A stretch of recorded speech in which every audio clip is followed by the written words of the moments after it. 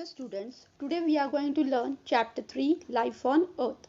In this lesson we are going to learn 3.1 Formation of the Earth, 3.2 Beginning of Life on the Earth, 3.3 The Animal World on the Earth. Now we'll start from 3.1 Formation of the Earth. There are some questions we all wonder about. For example, how did the earth on which we live come to be? When did that happen? Was it always the way we see it today, or has it undergone changes? If it has changed, what exactly are those changes?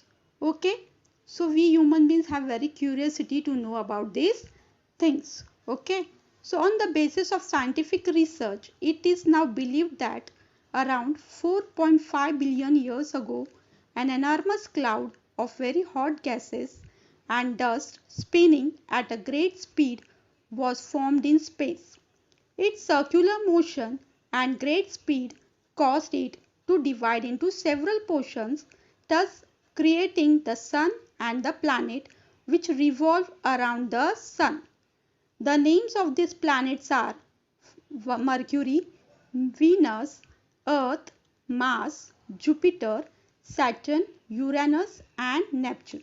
Now see, on the basis of scientific research, it is believed that around 4.5 billion years ago, an enormous cloud means very large in size, quantity or extent, okay, of very hot gases and dust spinning at a great speed was formed in space. Its circular motion and great speed caused it to divide into several portions, thus creating the sun and the planets which revolve around the sun. And the names of the planets are Mercury, Venus, Earth, Mars, Jupiter, Saturn, Uranus and Neptune. Now we'll see 3.2 Beginning of Life on the Earth. Among these planets, the Earth is the only planet where life is known to exist. After the formation of the Earth, it took about 80 crore years for its surface to cool down and for water bodies to be formed on it. It is believed that various kinds of unicellular organisms or living things first appeared in water. They are known as protozoa. Gradually, multicellular living things developed from these unicellular ones. The protozoa are so tiny that they cannot be seen with the naked eye. We need a microscope to see them. Now see, among these planets, the Earth is the only planet where life can survive. Okay, so after the formation of the Earth, it took about 80 crore years for its surface to cool down and for the water bodies to be formed on it.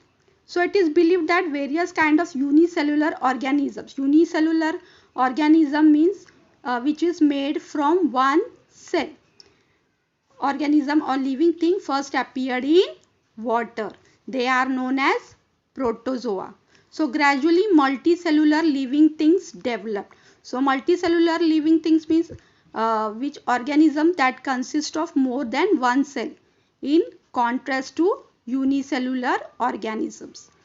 Okay, so the protozoa are so tiny that they cannot be seen with the naked eye.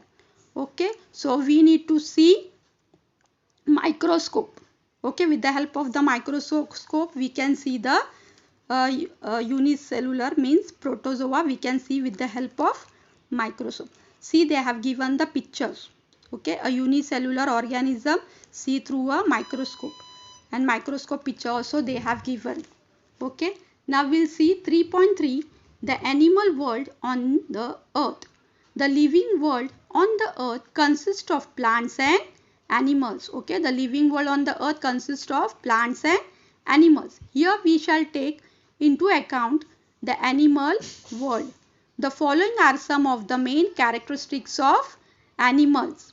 First one is animal breath. Animals breathe means some animals breathe in water and some animals breathe in water as well as on land. Second one, animals move in order to get food or for other purposes. Third one, animals of some species lay eggs and their young ones are born out of eggs.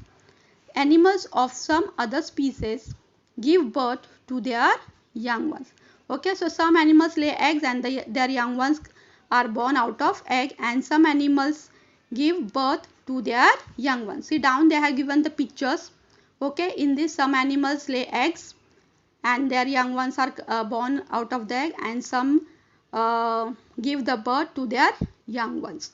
Okay, so student, I hope you understood the lessons very nicely, clearly. So solve your MCQs, subjective question, write properly. Okay, so students, have a nice day. Thank you.